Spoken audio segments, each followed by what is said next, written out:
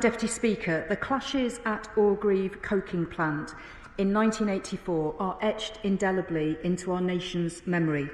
This clash marked a pivotal moment in the nationwide miners' strike that was ongoing during that period. Some 95 picketers were arrested and charged with riot and violent disorder, but all charges were later dropped after evidence was discredited.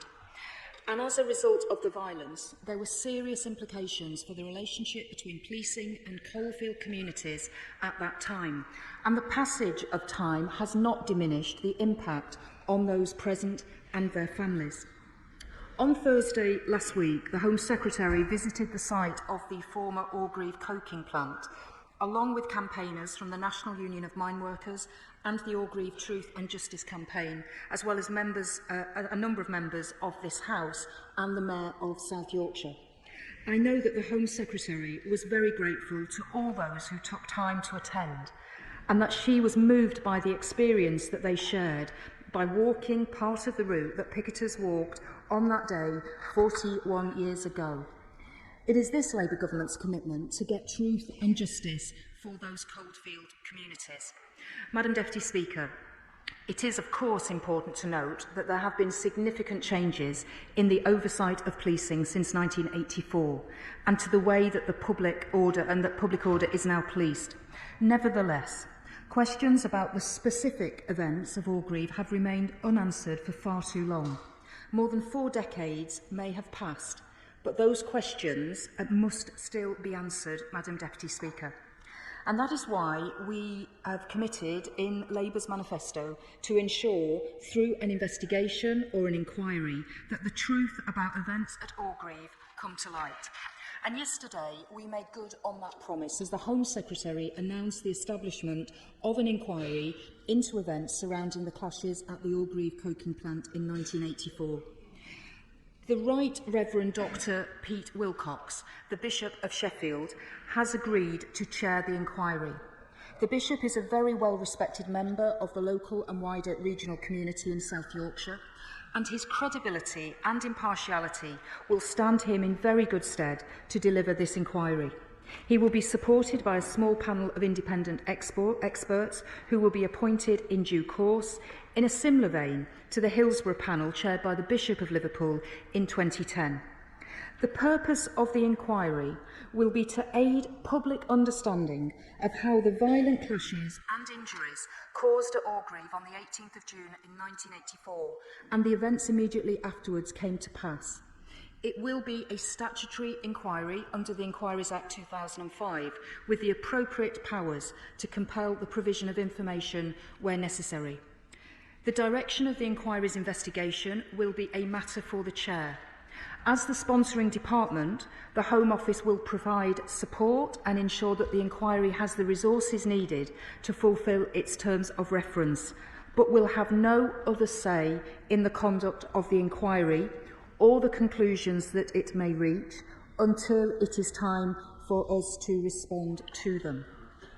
It will be a key for the inquiry to have access to all information which it deems relevant.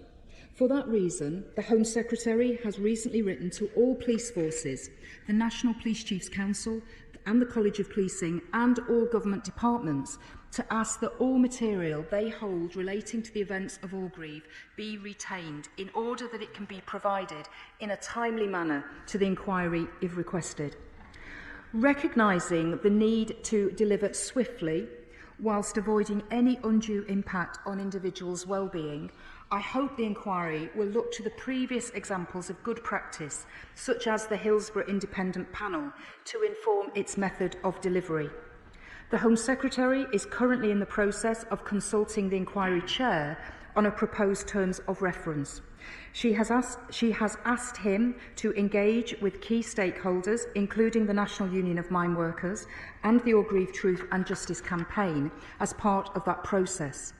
We will place a final copy of the terms of reference in the libraries of both houses at the earliest opportunity thereafter, and it is our expectation that the inquiry will launch in the autumn. Madam Deputy Speaker, for the police to perform their critical functions effectively, It is essential that they can secure and maintain the confidence of the people they serve. That is why this Labour government has made rebuilding trust in policing an integral part of our plan for change. Of course, much of that effort is concerned with strengthening forces for the challenges of now and the future. But where historical events cast a long shadow that stretches into the present day in our coalfield communities, we must shine a light on what happened and ensure any and all lessons are learned. Questions about events at Orgreave have gone unanswered for too long. This government committed to putting that right, and the upcoming inquiry will work independently, fairly and without fear or favour to establish the truth about what happened. I commend this statement to the House. Shadow Minister Matt Vickers. Thank you, Madam Deputy Speaker. I thank the Minister for advance sight of her statement. Growing up in the North East, I know the emotions stirred by the miners' strike. Decades after the events, they continue to cause significant division and disagreement within our communities. Regardless of people's views on the rights and wrongs of the incident, historic events like this that saw conflict and violence on our streets will always be deeply regretful. We must acknowledge that in the decades since, no government, including 13 years of the last Labour government, deemed it necessary to establish such an inquiry. That Labour government included 3 of the current Home Office ministers, with the current Minister of State for Border Security and Asylum serving in the Home Office at the time. If this inquiry has a real contribution to make, why did the then Labour government not hold one? What has changed? As members will know, there have been previous calls for such an inquiry, but when the decision was made not to grant one, it was based on reasoned grounds. The passage of time and the significant legislative and systematic changes in the decades since. As the Home Secretary said in her written statement, and I quote, "There have been significant changes in the oversight of policing since 1984 and to the way that public order is now policed.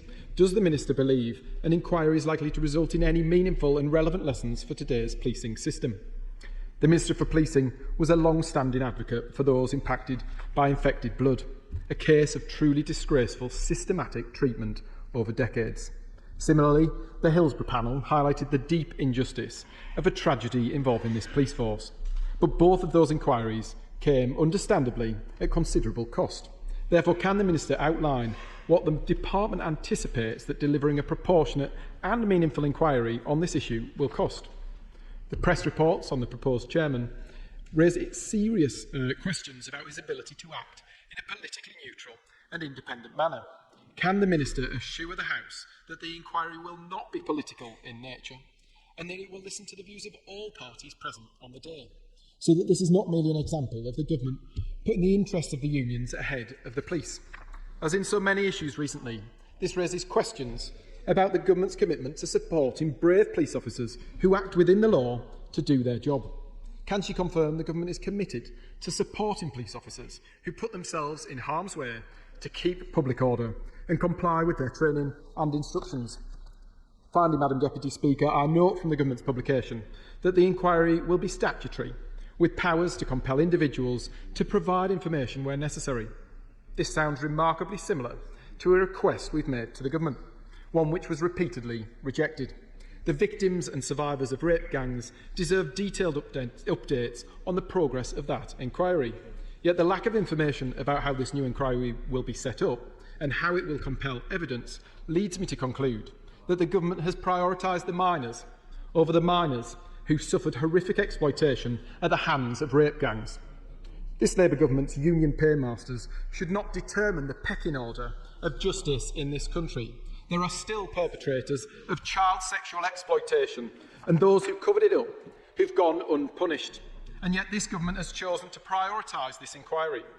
Baroness Casey, in her audit, spoke of the need to implement inquiries that are time-limited.